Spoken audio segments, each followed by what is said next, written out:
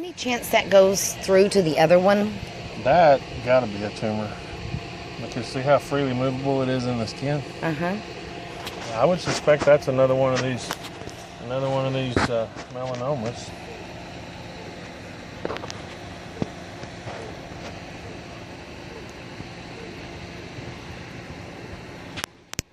Never seen one that in that location or that movable. Yeah. I wasn't sure if this was a muscle right here or... Yes, this is muscle. Okay. This is a muscle that comes down through here, just like on the other side. Whenever I was thinking there were two right here, but... This is amazing.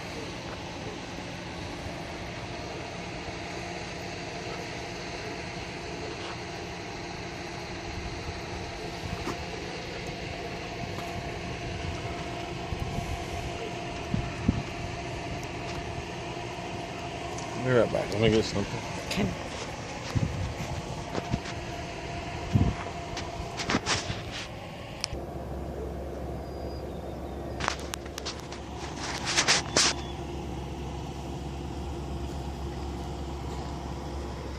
And has this been there since you got her? Yes. That was already It's done. just my main concern was the other one the day you came. Uh-huh.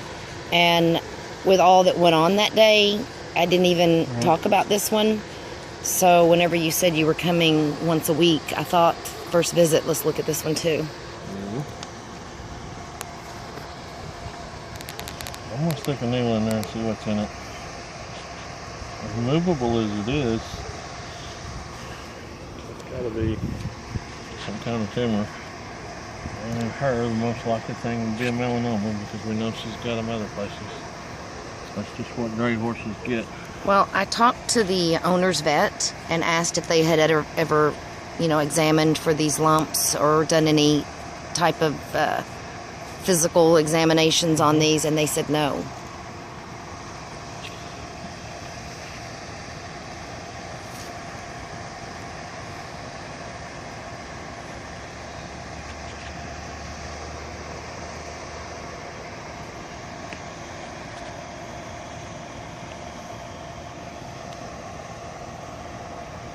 Fluid in it.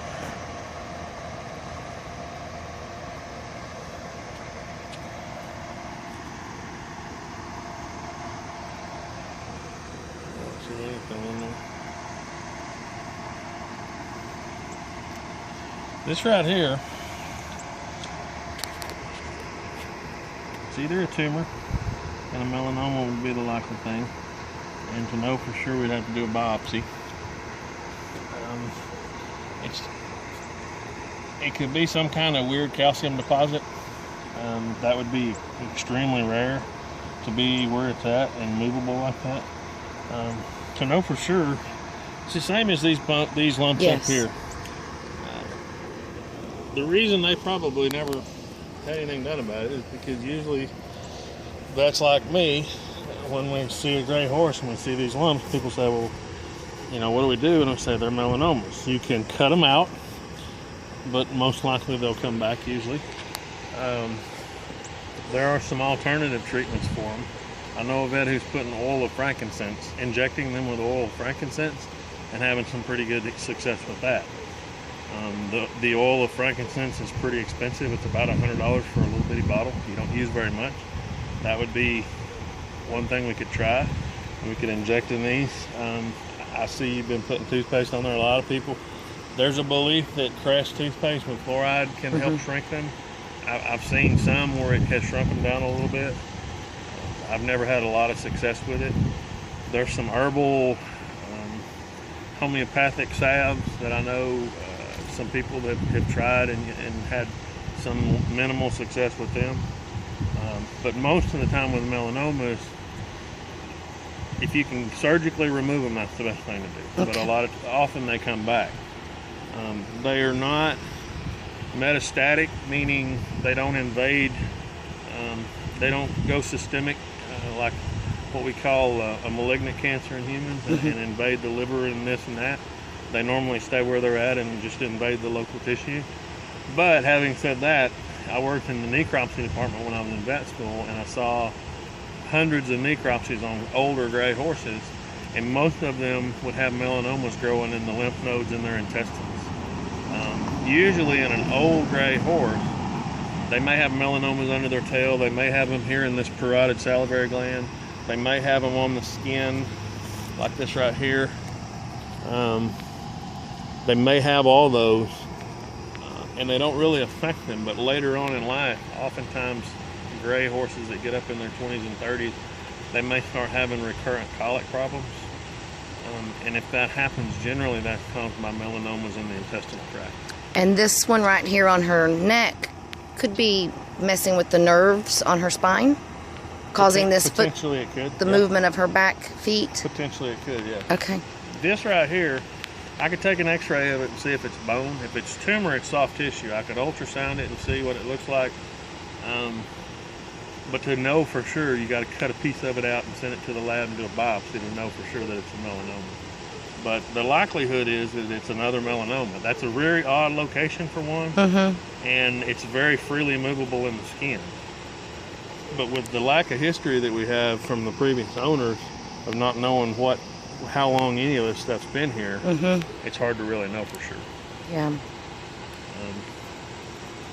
You know, the diagnostics that I'm talking about, the x-rays, the ultrasounds, the biopsies, those aren't cheap. I mean, they're not, it's not going to be a mortgage payment, but you know, you spend $200 or $300 just trying to figure out what it is. Yeah.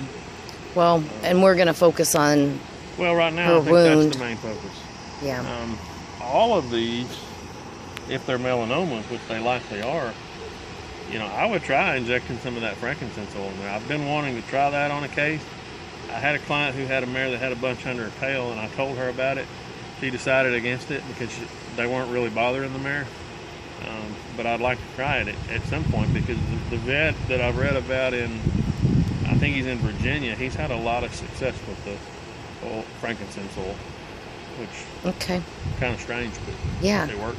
Well, and there's a lot of homeopathic and oils and stuff that people have been telling me about. So, well, I'm open-minded, and I believe that a lot of that stuff does help. I don't know a lot about it to know this versus this.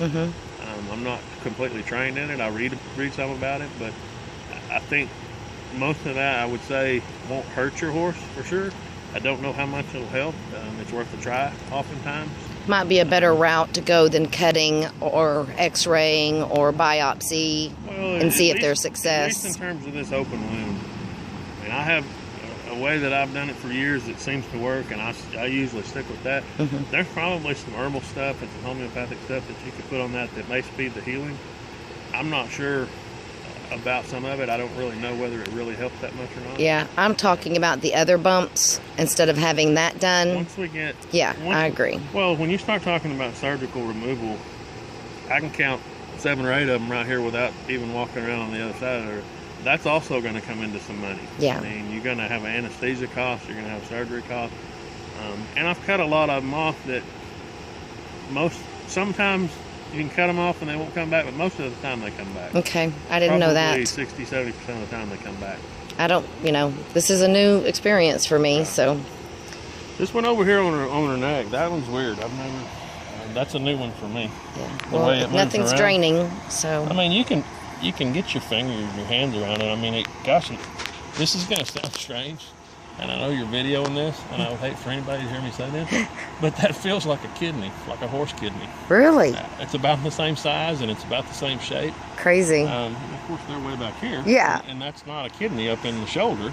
That'd be impossible, but that's kind of what it feels like. It's about the same size and the same shape.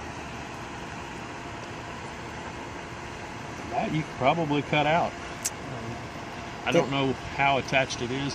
Usually when they're movable like this, there's some kind of a stalk that they're attached to, either the muscle, something underneath it. That one's very strange. Yeah. But I didn't get anything on a needle aspirate, any liquid out of it. Yeah.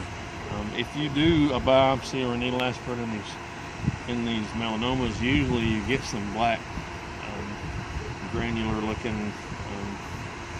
I don't know how to describe it. It's black. I know the pus that came out of that was black, but that was not. I've never seen a melanoma get that big and rupture.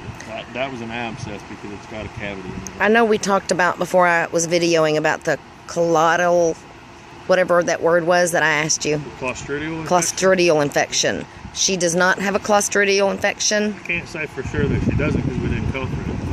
The likelihood is that probably was a clostridial abscess. Okay, clostridial abscess. The Clostridium bacteria, there's about 7 or 8 of them, and they live in the soil everywhere. No matter where you're at, there's Clostridial bacteria in the soil. Clostridium tetani causes tetanus. Clostridium shovii causes black-legged cattle. There's a Clostridium novii, Clostridium septicum. There's about 7 or 8 of them. There's a Clostridial difficile. There's several Clostridium perfringens. But anyway, generally most of the abscesses that we get from injections, like if we give them an injection in the muscle with a needle, oftentimes those are Clostridial infections. Those can be very serious and they can be very life-threatening. I've seen horses die from them. Okay. Giving Banamine in the muscle can cause a Clostridial infection. So that's why I generally recommend to most owners, don't give Banamine in the muscle. Either give it orally or preferably give it IV. Or by the paste, which is oral, which is easier to get. Yeah, the paste sounds good. Staphylococcus is a common inhabitant of the skin. And sometimes that can be what you culture out of abscesses, but a lot of times it's Clostridial. So there's not a way to be for sure about it because we didn't culture the pus coming out of it. But it could have been Clostridial. Okay. Yeah, that one's crazy. That one's strange. You want me to bring the water hose over? Are we going to do that? Or are we just doing what the betadine? No, I want you to wash it off. Okay. We'll do that. Good. We'll do it over here.